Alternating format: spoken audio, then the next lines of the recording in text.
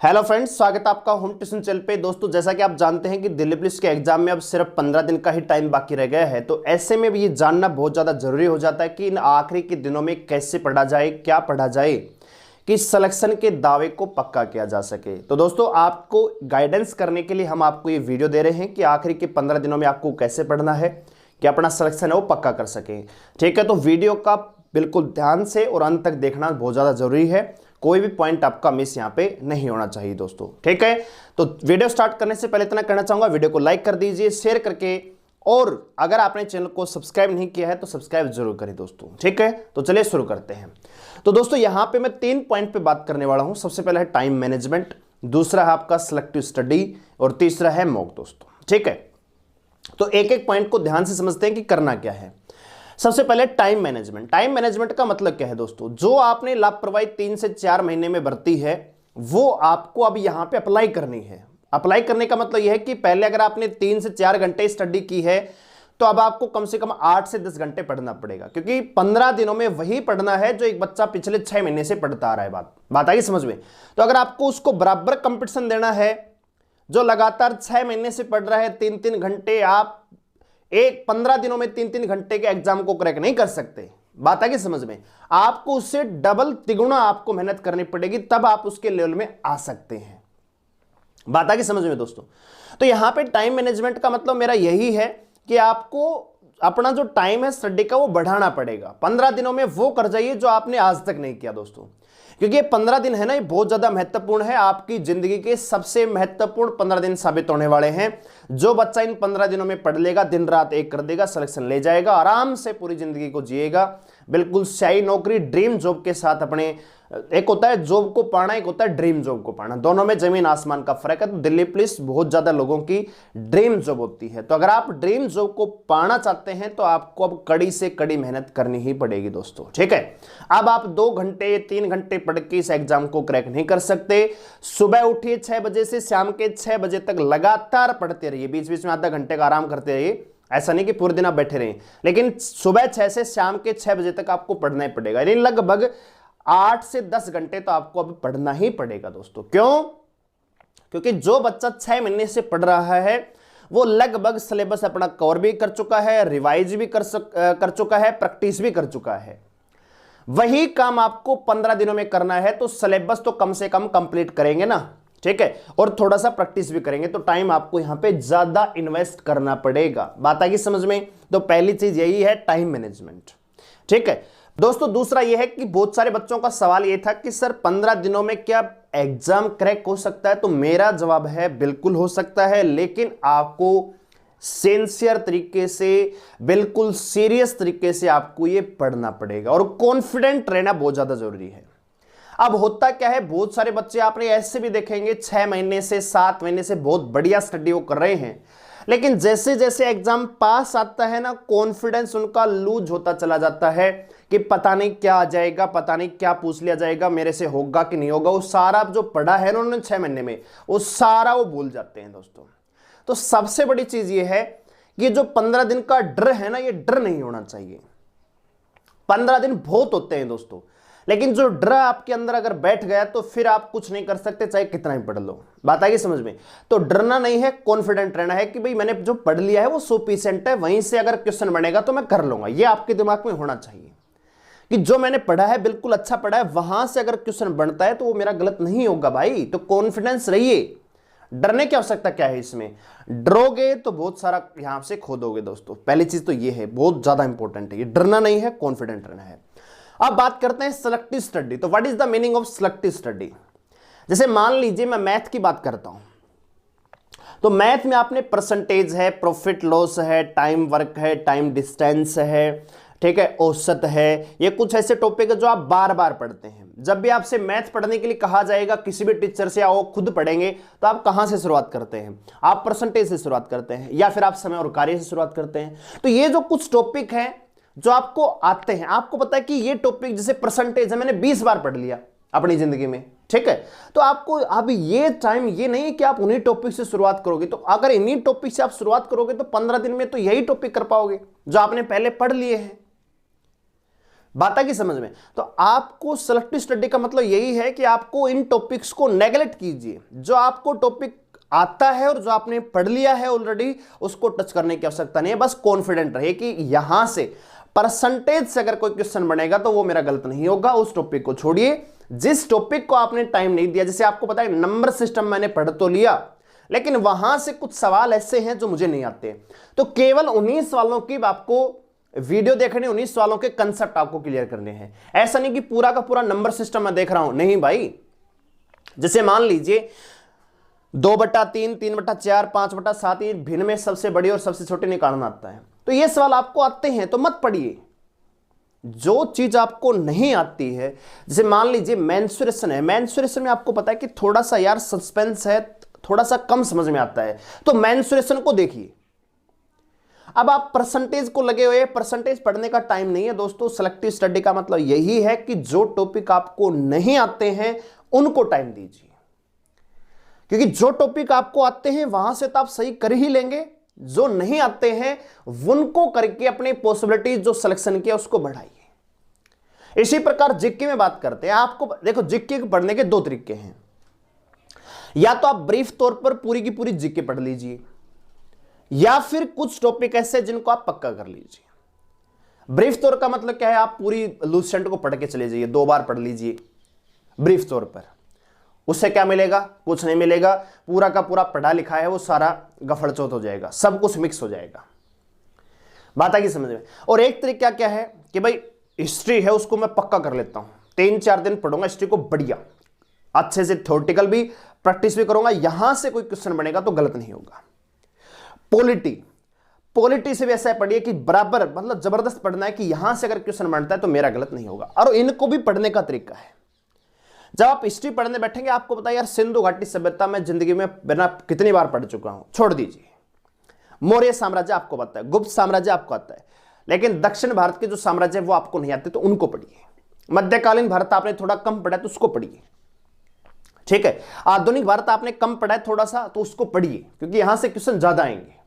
इसी प्रकार पॉलिटी की बात करें, आपको पता है नागरिकता है, मौलिक अधिकार है, नीति निर्देश सिद्धांत है, राष्ट्रपति उपराष्ट्रपति, मुझे आते हैं। तो फिर पढ़ना क्या है, आप इनको मोटे तौर पे पढ़िए। और जो आपने टॉपिक नहीं पढ़े हैं, जो भारत की विभिन्न संस्थाएं हैं, विभिन्न आयोग है, चुनाव आयोग, वित्त आयोग कब बनता है, कौन से अनुच्छेद में इनका जिक्र है, कितने सदस्य होते हैं, सुप्रीम कोर्ट है, जो आपने टॉपिक नहीं पढ़े हैं उनको टच कीजिए, उनको पढ़िए। बात आ गई समझ में।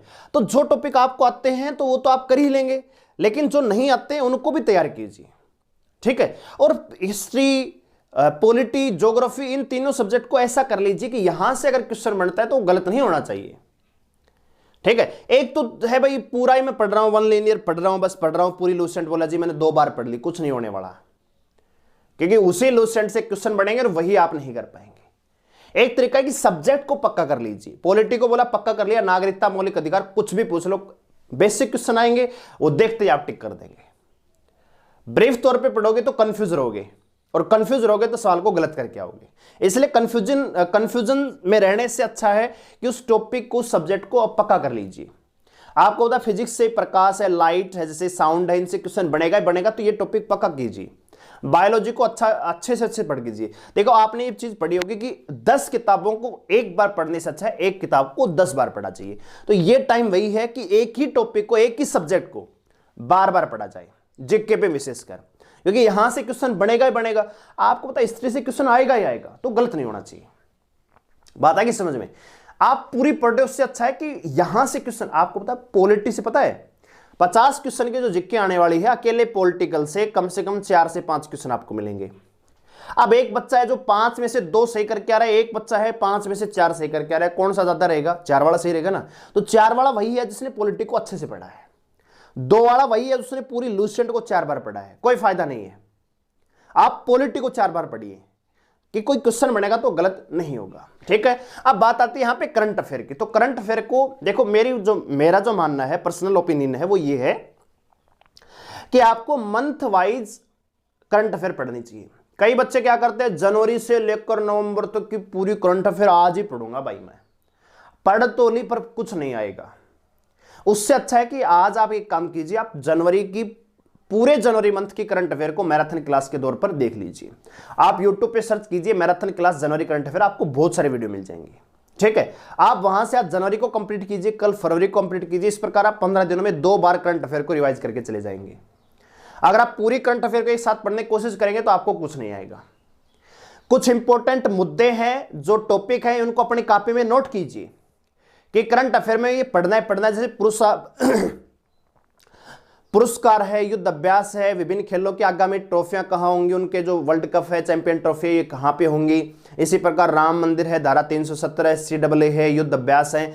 ठीक है, टेनिस टूर्नामेंट है, इसी प्रकार के फुटबॉल टूर्नामेंट अगले कहां होंगे, पिछले कहां हुए थे, कितने पदक जीते। इस प्रकार के जो राष्ट्रमंडल खेल है, एशियाई खेल है, ओलंपिक खेल है, इस प्रकार जो संबंधित क्वेश्चन है ना, इनको आपको पढ़ के जाना है। टॉपिक नोट कीजिए अपने कॉपी में कि ये टॉपिक मैंने पढ़ा है कि नहीं पढ़ा है, ये टॉपिक मैंने पढ़ लिया कि नहीं पढ़ा। इस प्रकार से आप पहले टॉपिक को नोट कीजिए, टॉपिक वाइज उनको कवर करते हुए चले जाइए दोस्तों, आराम से हो जाएगा, कोई दिक्कत वाली बात नहीं है।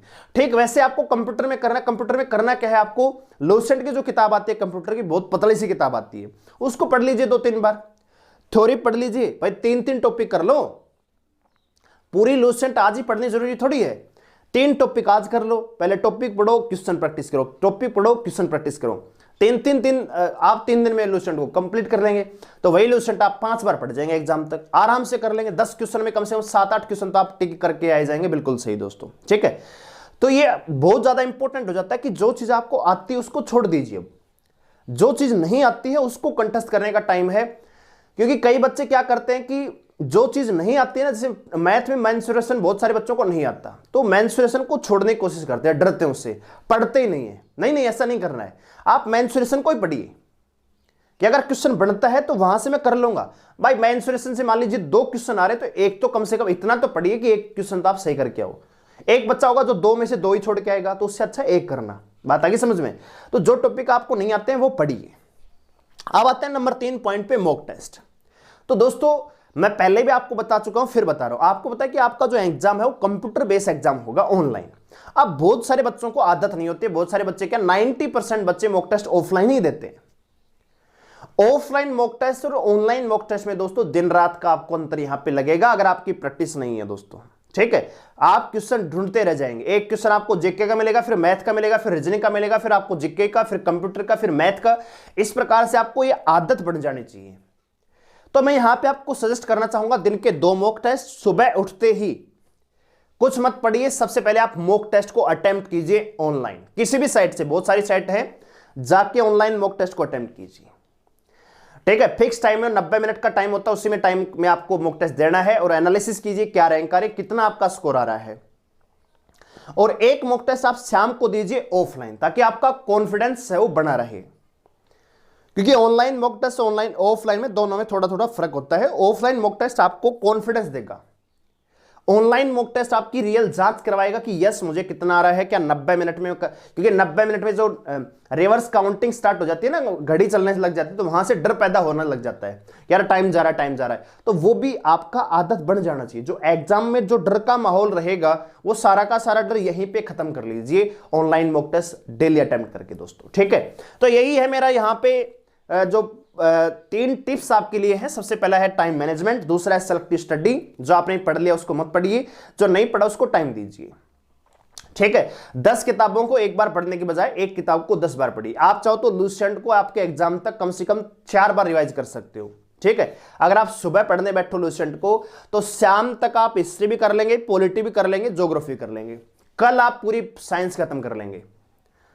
ठीक है, अगर आप 8 घंटे केवल लूसेंट को देते हो तो 2 दिन में लूसेंट आपकी खत्म हो जाती है। 15 दिन में कितनी बार हो जाएगी? 6 बार, कम से कम 6 बार हो जाएगी। ठीक है, और 25 क्वेश्चन अगर अगले जीके के आते हैं, करंट अफेयर से अलग और साइंस से अलग, तो 25 में से आप कम से कम 15 से 18 क्वेश्चन आप आराम से कर सकते हैं केवल लूसेंट को पढ़ के। बात आगे समझ में? इसी प्रकार करंट अफेयर के 10 से 12 क्वेश्चन आएंगे, तो 7-8 क्वेश्चन आप कर लेंगे अगर मंथ वाइज आप करंट अफेयर पढ़ते हैं दोस्तों। फिर आती है साइंस, साइंस से 12 से 15 क्वेश्चन आएंगे। अगर आपने साइंस को अच्छे से पढ़ा है, लूसेंट को बार-बार क्वेश्चन भी प्रैक्टिस किए हैं, तो आप आराम से 15 में से 11-12 क्वेश्चन आप आराम से कर लेंगे। ठीक है, तो आराम से आप 50 क्वेश्चनों में से 30 से 35 क्वेश्चन आप आराम से अटेम्प्ट कर सकते हैं केवल इन 15 दिनों में।